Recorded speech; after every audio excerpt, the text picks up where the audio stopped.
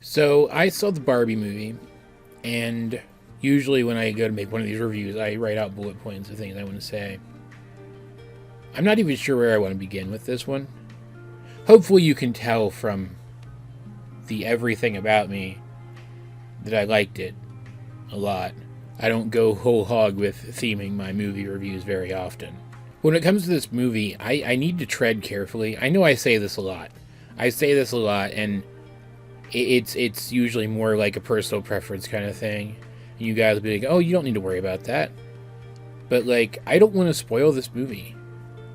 I think, like, everything that I could say about this movie, every bit of commentary I could offer on its commentary, the movie says it better. And I feel like you will get a much stronger experience from just seeing this movie and sitting through its commentary and experiencing it. Because this movie has a ton to say. It's as good as all the hype has led you to believe. And probably even a little bit better. Like, I am going to include a couple of minor spoilers here in the video, and I'll point those out when we get to them. But they're pretty minor. And I also feel like it's important that you know what you're getting into when you go to see this movie. So I feel like it's necessary to at least mention them in very broad and simple terms. First of all, and this has been said in other reviews, most of which also tend to avoid spoilers like I'm going to be doing, the trailers for this movie only really show aspects of, like, the first third-ish of the film. Because if you delve into anything that goes beyond that, it does threaten to ruin the experience. And I want to preface this by saying I'm going to be talking about a lot of really complex and layered stuff here. And that does not detract at all from the fact that this movie was also very fun and very funny and just generally enjoyable and had, weirdly enough, some really good musical stuff in it with production design that is some of the best I've ever seen, just wholesale. And there's certainly things you can read into this movie that even go beyond the commentary that I feel like they were trying to make, which is always fun for somebody who likes to think about the media they consume like I do. And, like, if you're somebody who's chronically online like I am, like I spend a lot of time on Tumblr, for example, the kind of stuff that's talked about in this movie is talked about a lot there, too. Like, it's feminist stuff. Right? And counting myself as a feminist, I know all this stuff. I've read people breaking down all this stuff. I agree with all this stuff. But seeing it tackled in such a comprehensive and easily digestible way in a mainstream movie with this much hype, that thrills me to no end. The main premise of this movie is that you have Barbies and you have people, and the Barbies live in Barbie Land, which is a separate dimension that's sort of a creation from the dreams of the people who make the dolls. And they mention at one point that the play and the dreams and the desires and the creativeness that go into the dolls and their experience in the real world reflects upon Barbie Land and causes new things to come into existence there. And I'm reading a little into that. I'm extrapolating a little bit from it because they kind of gloss right over it, and they need to. Because not only is it hilarious, but also it keeps the movie from getting too bogged down in technicalities and rules. It's magic. And in this specific instance, they do not have to explain it.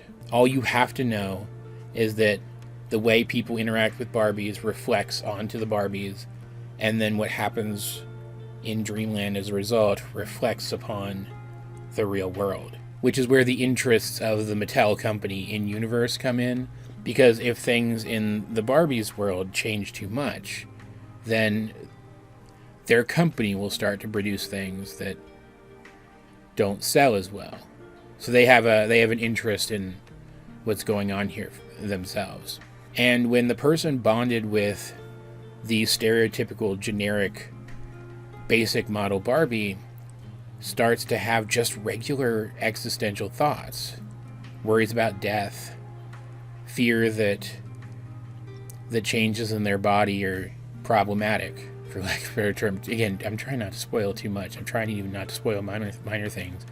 But those start to seep back into Barbie herself, causing her to go through a similar existential crisis, making her way to the real world in order to find the person whose play reflected these things upon her, to work it out and return back to her normal, perfect life. But just like, and we've seen this from the trailers, just like everything in Barbie Land is plastic and pristine, it's not really perfect for that same reason. Because it's false. Like, yeah, you can live in that falseness and live a fulfilling life there. There are people who do, and I wish them nothing but the best. But not everybody can live there.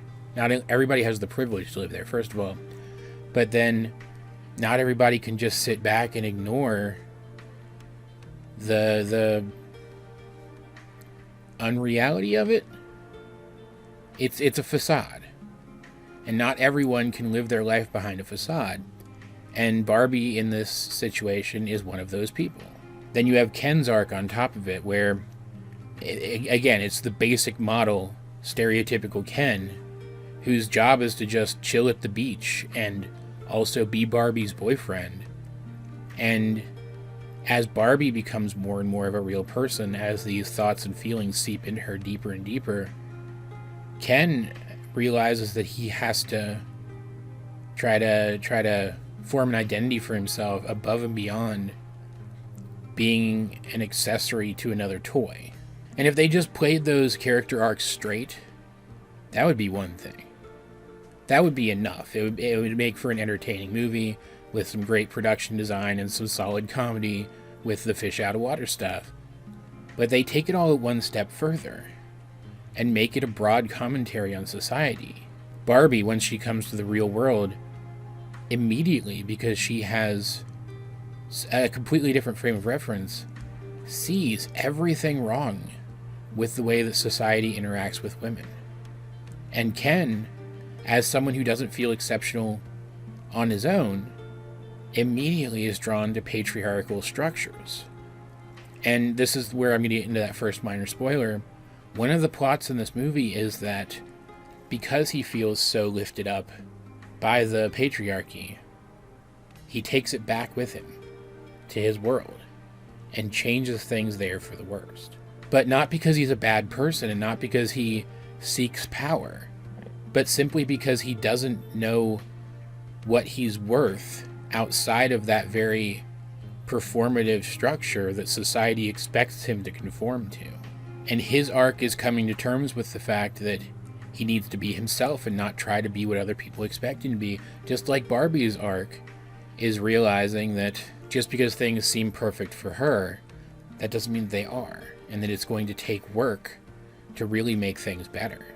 Because women also live performatively. There are standards that women are expected to meet, and the movie spends way more time on these because regardless of how society treats young men, it still treats them better than it treats most women. That's just a fact. And so the complexity of a woman's interaction with the world is greater and it's deeper. And there's a contradictiveness to it and a cognitive dissonance that has to accompany it. I think they even actually call it that in the movie at one point. And it frames all of it through the context of these toys. Like, yeah, Barbie is a judge and a president and a pilot and an astronaut and all of these, like, pinnacle things. And yeah, that does lift women up to a point. Because even though Barbie isn't just the stereotypical thin blonde anymore, and it's not trying to present that impossible standard for young women, it's still presenting most young women with another impossible standard, to be this extraordinary thing. And it implies that they aren't worth as much if they aren't. There's no, like, mom who just did her best to get through the day without crying too much Barbie, right? There's no young lady who looks pretty good in this shirt and wants to go show it off to her friends Barbie. that while, and this is that other minor spoiler that I was going to talk about, while the villain of this movie, the CEO of Mattel, like, at least some part of him really does think that his product lifts women up and wants it to continue to do that, because he has the chance to just make money off of what Ken's doing, and he doesn't take it. He doesn't see that same thing that's lifting things up, it could be doing harm too, because he doesn't have the right perspective to see it. Because, and I don't know if this is true for the real Mattel, but of course in the movie, in the context of this movie, because of what it's trying to say, the entire board of directors and all of the company heads, they're all men. Because Mattel here is clearly standing in for any such system that does these superficial, like maybe they're still effective to a point, but superficial things to lift women up in a society that doesn't, but who can't see that more still needs to be done. And I have a lot of respect for the people at Mattel for allowing themselves to be the thing that is used to make that example. Because that takes real guts. And I hope that means that they do genuinely want to do good and hope to do more good in the future. I hope it wasn't just like some kind of ploy or something for the making of this movie. And then at the same time, the opposite in the context of the toys is true of Ken. This is something that Ryan Gosling was talking about a lot during the press tour for this movie, but he couldn't get into it, so it sounded like just utter gibberish. But Ken is just an accessory to Barbie. And what does it say to young boys if one of the accessories to one of the most popular toys in the world is just this guy who doesn't matter except in his relationship to this other person, this woman? And again, the movie spends less time on this than it does dealing with the multiple layers of what Barbie's going through, even if a big chunk of the movie is undoing what Ken was doing without, meaning to be a bad person. He just was. It still focuses more on the layers of what Barbie's going through, because again, that is the bigger issue, but they are both issues, and we need to find a balance between dealing with both of them. And there's more layers. I'm not going to get into those more layers, because part of how you interact with this movie is going to be in which of those layers you see, first of all, and what they mean to you, and which ones you see first, and how you specifically interact with them in your first viewing and in subsequent viewings, assuming that you see it more than once. But that's the stuff that really jumped out at me, and yet, in spite of the fact that there's so many layers here, they don't feel jumbled, they don't feel overcomplicated. Everything that this movie is trying to say is said so succinctly that it builds upon itself, yes, but it never gets to the point where it's overwhelming. And yeah, there are things that this movie could have said that it didn't really say. Like, you have Alan, who is Ken's buddy from back in the toy line forever ago. And in this, he's a more effeminate guy, right? He's not like the shirt open, abs out kind of masculine that Ken is. And so he definitely does not gel with the patriarchy. His gender presentation is different. His way of interacting with the world is different, so he does not gel with the patriarchy. But that's really the most that this movie says on things like gender identity and gender presentation. And it definitely could have said some stuff. Like, it implies some stuff with Barbie about sexuality, but it doesn't come right out and say it. It doesn't deal with really anything gender-related outside of this very male-female binary. But even though those things need to be said, too, the stuff that this movie said needs to be said in more mainstream contexts than it's been being said. And so it's still good and it's still appreciated. And I really hope that this movie ends up changing people's lives. That people see this and go, oh, I understand this better. I am not going to push these things and participate in these things.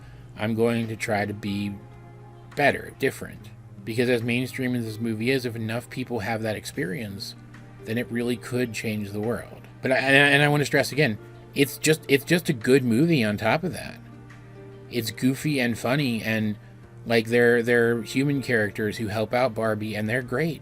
And that's another layer of the movie, is how the shared experience of interacting with this toy helped them to build up and rebuild up their relationship. And it was so cool. It's a fantastic movie. Like a 10 out of 10. So good. I guess the aesthetic and the humor can be a little cringy if you're like the kind of person who just can't get into that kind of thing. But like, assuming that you're not, and I think that is going to be most people, because again, this feels like a very accessible movie to me. Like, there's no reason for you not to see this movie and tell other people to see this movie. Like, look how much like far right commentators are already whinging and moaning about this thing. That should be enough to tell you right now to just go watch it. It's just, I can't see you regretting it. And don't believe people who are saying that you can't get anything out of this unless you're a woman, that this is a movie only for women. That's not true. Like, I'm not exactly a man.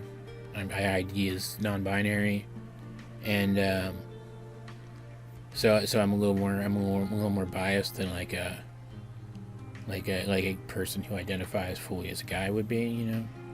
But I definitely felt like I could get stuff out of, like I felt like I got stuff out of this movie. And I've been seeing other people online, other guys online, who, again, ID is far more male than I do, who also have been saying they got a lot out of this movie. Like my dad, who I do not speak with.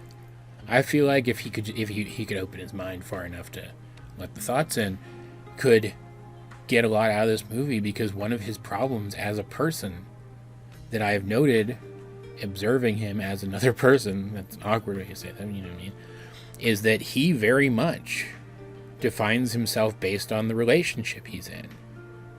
And while they don't deal with, again, they don't deal with it a ton here, that is part of Ken's arc, is realizing that that's a problem that he has and committing to working through it. I'm rambling now. I need to stop because I'm going to start spoiling more stuff, and I don't want to do that. Maybe more so than on any other project I've ever talked about. I don't want to do that. But yeah, I just need to end. I don't know how to end the video. I just need to end the video. So what did you guys think of Barbie? Don't get spoilery with your answers, but let's talk about it in the comment section down below. And while you're down there, you might as well like the video, share it with anyone else you think would enjoy my content, subscribe if you haven't. There's also going to be some new links down there, an Etsy link, and a link to my book. I'm going to put a link to my book down there too, that I'd like you guys to check out, because I like making money. No, I'm trying to get myself out there in some other areas. I'd like you guys to maybe give those a look. But yeah. Either way, this has been AJ22, and I will talk to you guys later.